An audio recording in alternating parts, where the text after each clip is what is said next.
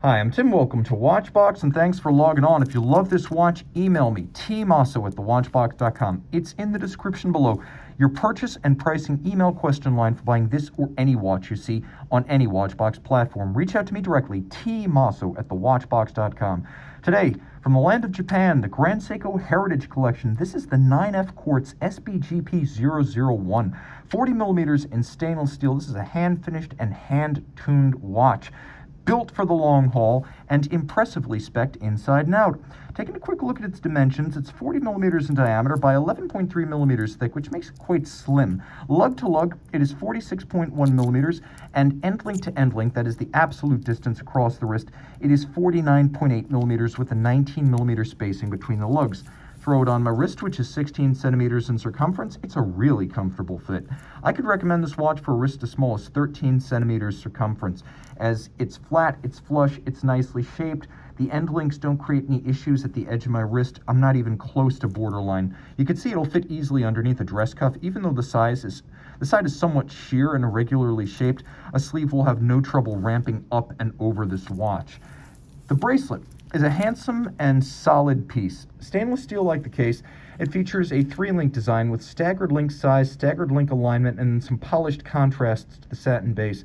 There's also a little bit of a rounded bevel down the shoulders, polished flanks, removable links fixed by screws. You can see there's a half link built in too for incremental sizing, and that half link on both sides of the clasp. The clasp is a single swing arm, and it uses a twin trigger release system, so once it closes, it's quite securely closed. You have to depress both triggers to open it again. Rolling back to the case, it's a handsome array of curves and creases, polish and satin, and that polishing is the legendary hand-finished Zaratsu finish.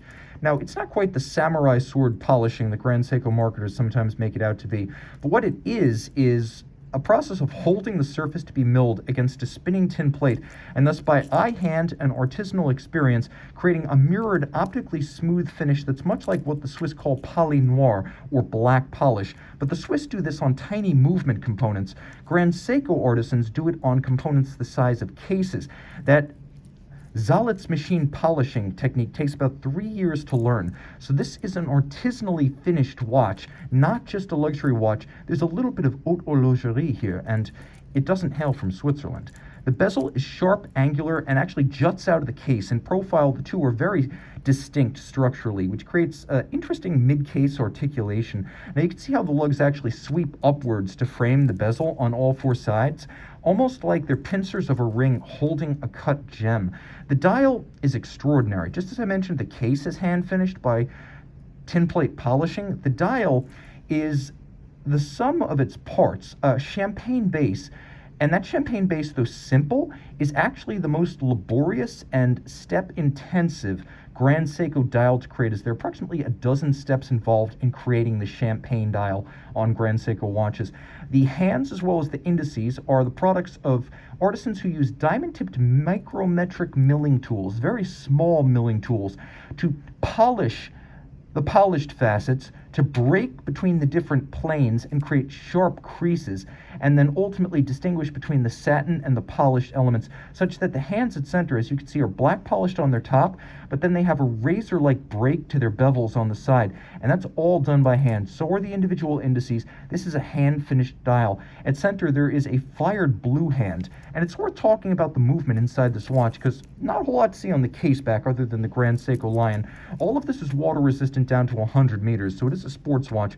We need to talk about the caliber 9F85.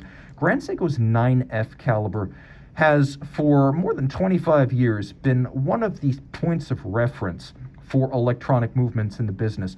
Watchmaker built and watchmaker tuned, it is a 9-jewel lifetime movement that is built not just for the lifetime of the owner, but the lifetime of the watch. It is thermocompensated, which means it has a refinement rarely seen on quartz watches. It will not vary as temperatures rise or fall, and these are accurate to plus or minus 10 seconds a year.